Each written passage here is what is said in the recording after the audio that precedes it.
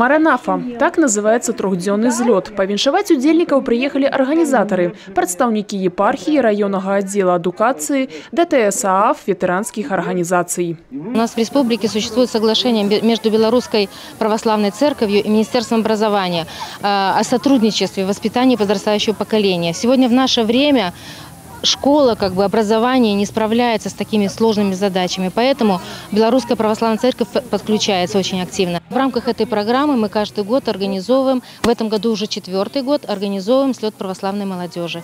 Самое главное – это, конечно, духовное воспитание подрастающего поколения. Приучать детей не только к порядку, но также к молитве. Воспитываем, как необходимо себя вести в Христовой вере. У трехдзённай праграме выступленні кінолагаў пінскага пагранатрада, інтэрактыўная гульня «Следопыт», спаборніцтвы па стральбе з пневматычнай зброі и шэраг іншых. Мне здесь очень нравится, здесь очень хорошая атмосфера, очень дружеская. Я приехала сюда, чтобы познакомиться с людьми другими и узнать что-нибудь нового. Мне понравилось, нам много рассказывать. Например, первый день был с пограничниками, очень интересно было. Я сюда приехала ради того, чтобы побывать здесь в очередной раз. Здесь очень нравится мне, я здесь уже не впервой.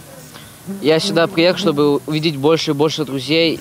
Цікавым і пазнавальным стаў трэнінг па аказанні першай дапамогі, падчас якога спецыялісты Чырвонага крыжа і медыкі дэманстравалі удзельнікам форуму неабходныя ў жыцці веды і навыкі.